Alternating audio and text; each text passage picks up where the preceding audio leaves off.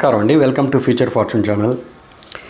ఈ వీడియోలో మనం చంద్రుడి లగ్నం గురించి ఇంతకుముందు ఒక వీడియో చేయడం జరిగింది. ఈ చంద్ర లగ్నం గురించి ఇంకొన్ని రహస్యాలు అన్నమాట. అంటే జనరల్గా చంద్రుడి గురించి మనం ఎక్కువగా ఎందుకు చదువుకోవాలి అని అంటే, మన మనసుకు బట్టే మన జీవితంలో ఎక్కువగా సుఖాలు భోగాలు అనుభవించే విషయంలో కానీ, కష్టాలు కానీ, ఏదైనా కానివ్వండి, మానసికంగా ఫస్ట్ మనం ఫీల్ అవుతుంటాం. శారీరకంగా ఫీల్ అయ్యేదాన్ని లగ్నం నుంచి చూస్తారు. జనరల్గా లగ్నం నుంచి 6వ ఇంట్లో ఏదైనా కుజుడు కేతు ఇట్లాంటి అంటే మేల్ఫిక్స్ ఉన్నప్పుడు ఫిజికల్గా డ్యామేజ్ అవడానికి ఆస్కారం ఉండనే ఉంటుంది. లేదు లగ్నాధిపతి 6వ ఇంట్లో ఉన్నా కానీ. సో వీళ్ళు ఏంటంటే ఫిజికల్గా ఏదో ఒక రూపంలో మెంటల్ డ్యామేజ్ అవుతారు. ఒక రకంగా ఏదైనా చిన్న యాక్సిడెంట్ జరగడమో, లేకపోతే ఏదైనా కాలు గోక్కోవడమో, లేదా ఒక వేలు ఇరిగిపోవడమో, ఏదో ఒకటి ఆ ఇండికేషన్స్ లగ్నం నుంచి చూస్తారు. ఎందుకంటే లగ్నం అనేది దేహానికి కారకత్వం వహిస్తుంది కాబట్టి. అయితే ఈ చంద్రుడు మనసు కారకుడండి. ఈ మానసికంగా వీళ్ళు ఎటువంటి పరిస్థితిలో ఉంటారు, వీళ్ళ మనసులో ఎటువంటి యొక్క ఆలోచనలు ఎప్పుడు తిరుగుతూ ఉంటాయి అనే దానికి మనం చంద్రుడి నుంచి బేసిక్గా చూస్తాం. మనకి మామూలుగా ఈ నవగ్రహాల్లో ఎక్కువగా పాంచభౌతిక గ్రహాలు అని అంటారు. మీకు ఐడియా ఉంటుంది. పంచభూత తత్వంతోనే ఈ మొత్తం జగత్తంతా నిర్మింపబడింది అని చెప్పి మనకి శాస్త్రాలు చెప్తున్నాయి. సో అందులో ముఖ్యంగా నింగి, నేల, ఇప్పుడు భూమి ఇట్లా మాట్లాడుతుంటాం కదా. దాంట్లో మామూలుగా పంచభూత తత్వం అంటే మీకు తెలుసు కదా. ఆకాశతత్వం అంటే గురువు పాలిస్తాడు, భూతత్వం అంటే బుధుడు, జలతత్వం అంటే శుక్రుడు, అగ్నితత్వం అంటే కుజుడు, వాయుతత్వం అంటే శని. సో ఈ మెయిన్ ఈ ప్లానెట్స్కి మాత్రమే ఈ పంచభూతాలని ఆపాదించారు. మరి రవి చంద్రులకి ఆపాదించలేదు. అంటే అవి ఇంటర్నల్గా మనిషికి పనిచేస్తాయన్నమాట. అంటే భౌతికంగా కన్నా మానసికంగా ఎక్కువగా పనిచేసేది మాత్రం రవిచంద్రులే. సో అందుకనే మనకి పంచభూత యోగాలు అంటే మామూలుగా మీకు చూస్తున్నారు కదా, పంచమహాపురుష యోగాలు అని వినుంటారు జ్యోతిష్ శాస్త్రంలో. సో వాటిలన్నింటినీ ఈ గ్రహాలకి మాత్రమే ఇచ్చారు. రవిచంద్రుల్ని వాటిల్లో ఇంక్లూడ్ చేయలేదన్నమాట. ఎందుకంటే ఇవి ఇంటర్నల్గా మోక్షానికి కావచ్చు, ఈ జీవితంలో కొంచెం అవగాహన, లోతైన అవగాహన ఇచ్చే ప్లానెట్స్ కూడా ఇవే. సో చంద్రుడు మనిషికి మనసుకు కారకుడు, మనసులో వచ్చే సంకల్పాలకి కారకుడు ఆయనే. సో వీళ్ళు మానసికంగా దృఢత్వం కలిగి ఉన్నారా, స్థితప్రజ్ఞతతో కూడుకున్నారా, వీళ్ళ టెంప్టేషన్స్ వీళ్ళు కరెక్ట్గా కంట్రోల్లో ఉంచుకున్నారా లేదా, ఇవన్నీ కూడా చంద్రుడిని వెంటే చూడొచ్చు మనం. సో ఎట్లాగైతే లగ్న చక్రంలో కేంద్రాలు బలమైనవండి, ఒక జాతకంలో బలంగా ఉందా లేదా చూడాలంటే లగ్నం నుంచి కేంద్రాలు ఎక్కువగా బలమైన గ్రహాలు ఉంటే డెఫినెట్గా వాళ్ళు జీవితంలో మంచి పొజిషన్లో ఉంటారనేది ఒక చిన్న సింపుల్ రూల్ ఉంది.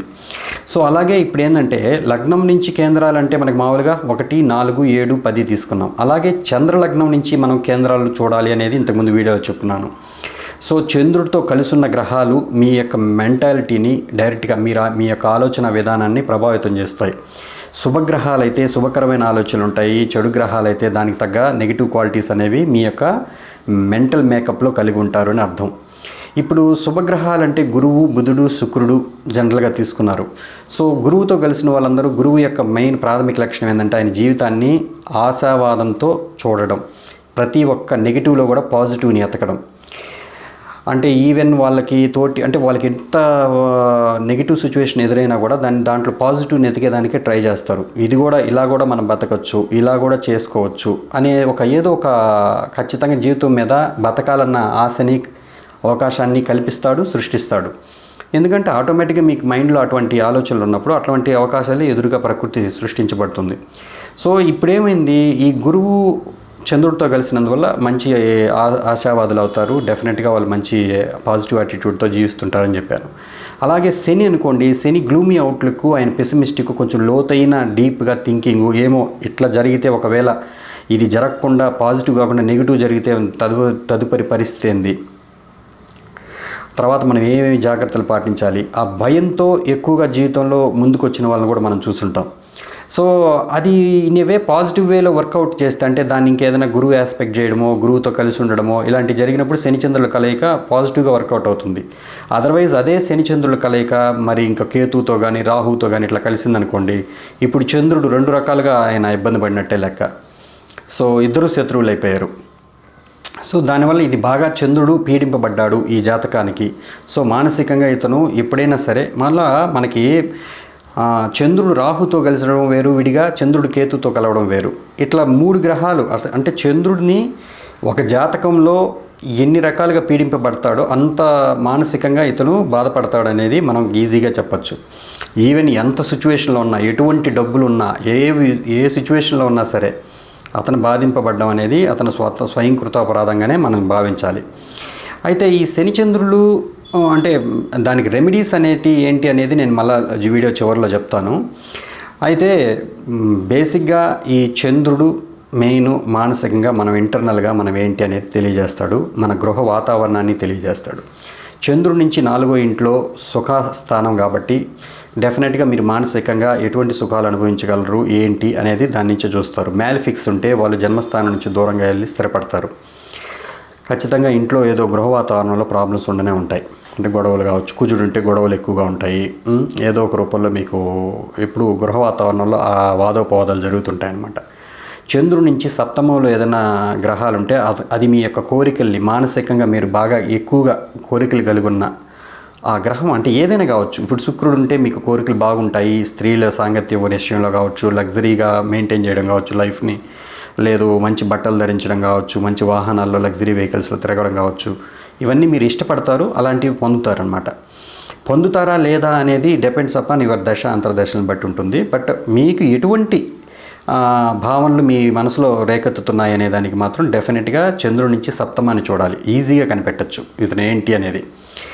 చంద్రుడి నుంచి 10 అంటే మీ యొక్క ప్రొఫెషన్ ఎలా ఉంటుంది, మీరు ఎలా దాన్ని చూస్తున్నారు, మీరు మానసికంగా దాన్ని ఇష్టపడుతున్నారా లేదా, మానసికంగా మీరు ఇష్టపడే ప్రొఫెషన్ ఎలా ఉంటుంది, ఏ టైప్ ఆఫ్ క్వాలిటీస్ కలిగి ఉంటుంది, ఎటువంటి వృత్తిని మీరు ఇష్టపడతారు, ఇది చూడాలి.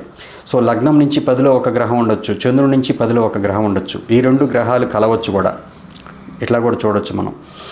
సో ఇట్లా మనం ఏంటంటే చంద్రుడి నుంచి కేంద్రాలు చూడండి. అందులో ముఖ్యమైన కేంద్రం అంటే సప్తమమే, ఎందుకంటే దానికి పవర్ ఎక్కువగా చంద్రుడికి. సో చంద్రుడు ఒకవేళ మీకు 4వ ఇంట్లో ఉన్న 2వ ఇంట్లో ఉన్న పవర్ఫుల్, ఆయన మీరు ఏ లగ్నంలో పుట్టినప్పటికీ 2వ ఇంట్లో ఉన్న 4వ ఇంట్లో ఉన్న మంచి ఫలితాలు ఇస్తాడు అనేది సిద్ధాంతం చెప్తోంది. సో ఈయన ఒకవేళ కాలపురుషుడి చక్రంలో ఏంది అష్టమంలో నీచ పొందుతున్నాడు, ఆయన యొక్క స్వక్షేత్రం నుంచి పంచమంలో నీచ పొందుతున్నాడు. చూడండి, కర్కాటకం నుంచి వృశ్చికం పంచమం అవుతుంది.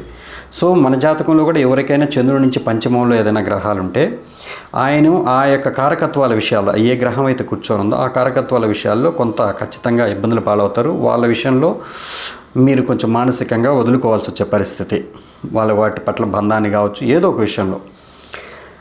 అందుకే దాని గురించి మనం తర్వాత మాట్లాడుకుందాం. బట్ అయితే చంద్రుడి నుంచి మీకు ఇమ్మీడియట్గా రిలీఫ్ కావాలి, మానసికంగా దిగులుగా ఉన్నారు, లేకపోతే ఏదైనా ఉంది అని అంటే ఒక చిన్న సూత్రం చెప్పబడింది.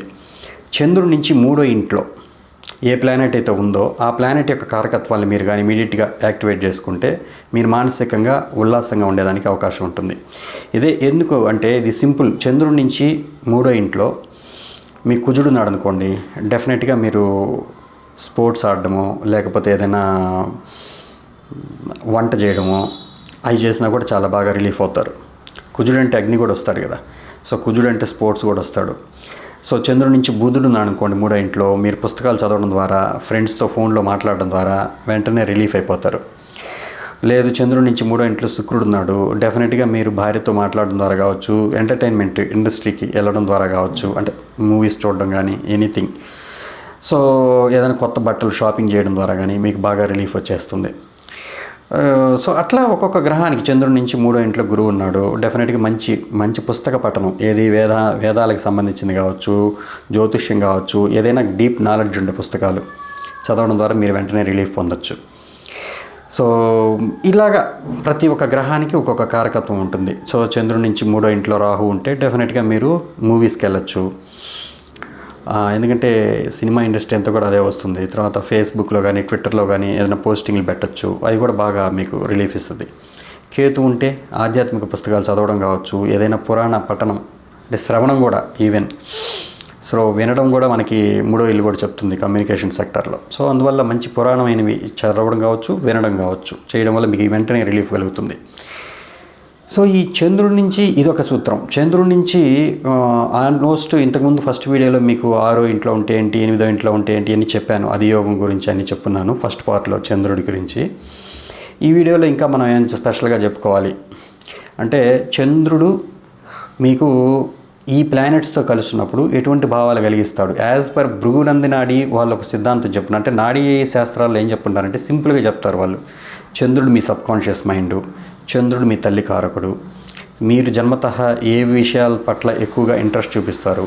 ఇప్పుడు చంద్రుడు రాహు కలిసిన వాళ్ళు, రాహు వచ్చి అబ్జర్వేషనల్ పవర్, అంటే ఎక్కువగా పరిశీలన శక్తి అనేది ఎక్కువగా రాహుకి.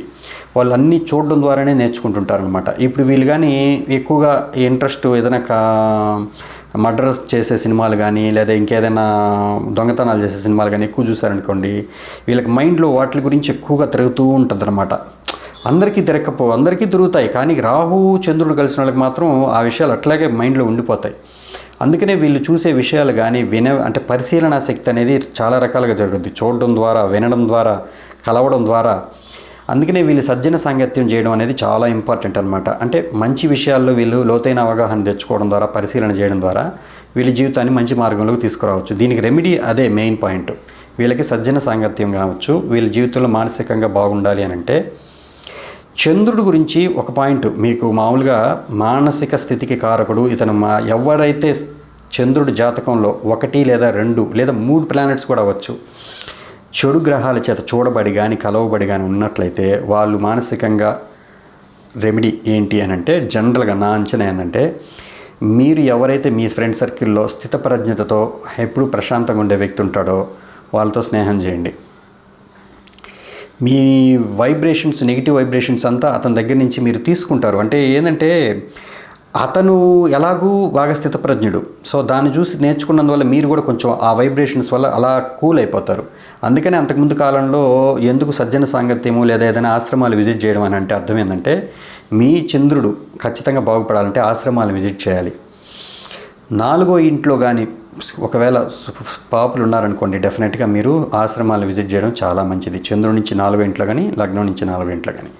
బట్ అయితే ఏంటంటే చంద్రుడికి బియ్యాన్ని శాస్త్రం చెప్తోంది. సో అన్నంతో చేసిన అంటే ఏదైనా సరే, పాయసం కావచ్చు, చంద్రుడు గురువుతో కలిస్తే తీపి పదార్థాలు కాబట్టి దానికి అఫ్కోర్స్ దానికేమీ పెద్ద నెగిటివ్ అంశం ఏం కాదు కాబట్టి వదిలేయండి. శని, చంద్రుడు, రాహువులు కలిసిన వీళ్ళు ఏంటంటే డెఫినెట్గా కొంతమంది ఎలా వైపిస్తారంటే సర్పిత దోషం అని అన్నారు కదా శని రాహువులకి, ఇది చంద్రుడు కూడా కలిశాడు మీకు డెఫినెట్గా బాగా ఇబ్బంది పడతారని కొంతమంది అంటారు.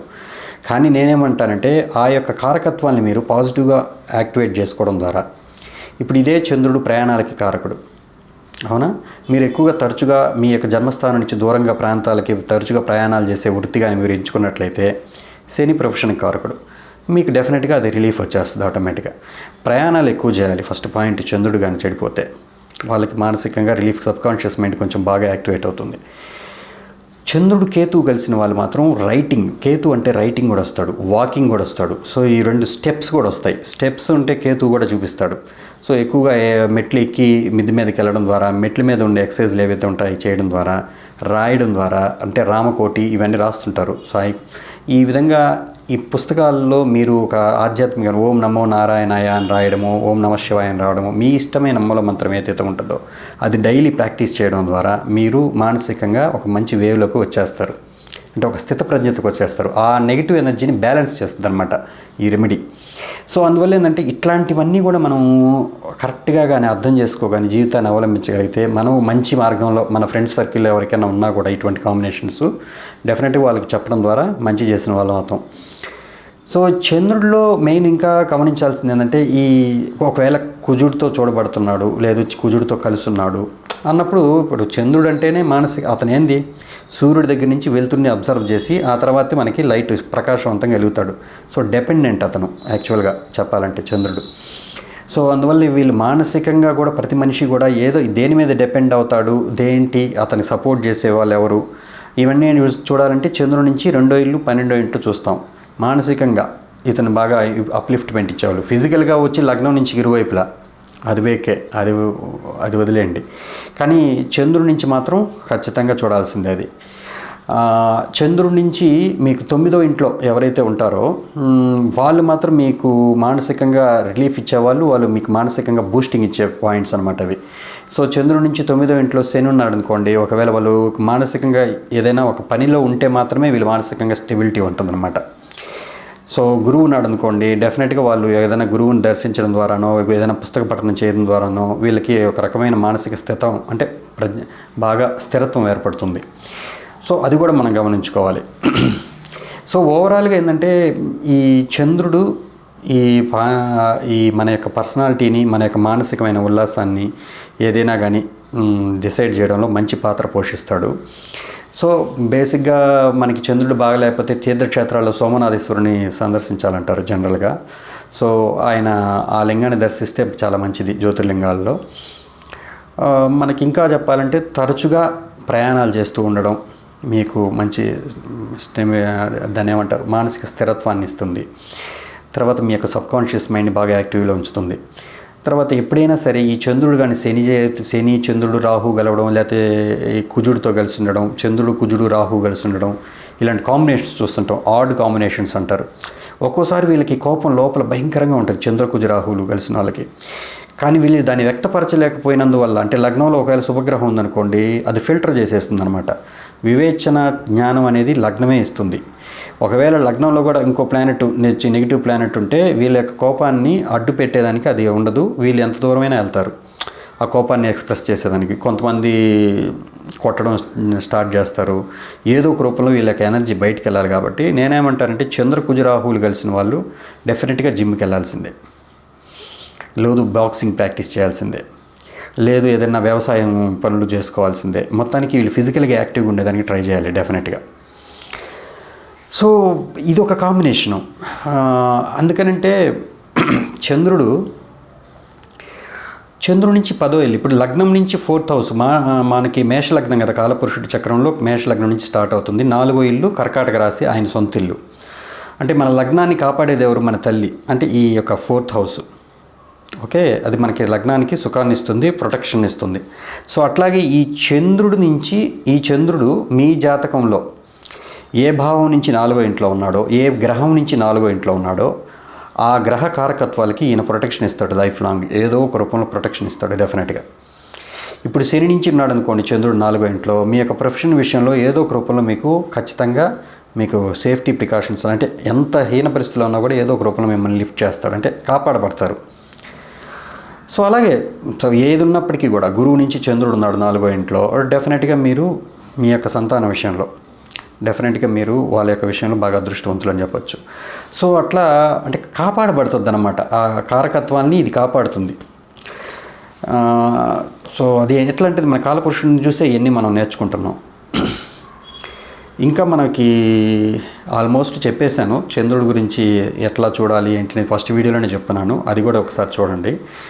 ఇంకా మీకు ఏదైనా డౌట్స్ ఉంటే, ఇప్పుడు చంద్రుడి నుంచి ఇంకా కాంబినేషన్స్ ఎన్నున్నా కూడా మనకి రెమెడీస్ పాయింట్ చాలా ఇంపార్టెంట్. మానసిక స్థితిని ఎవరు బాగు చేస్తారండి? వాళ్ళ యొక్క ఉల్లాసాన్ని కానీ వాళ్ళ యొక్క దుఃఖాన్ని కానీ వాళ్ళే బాగు చేసుకోవాలి.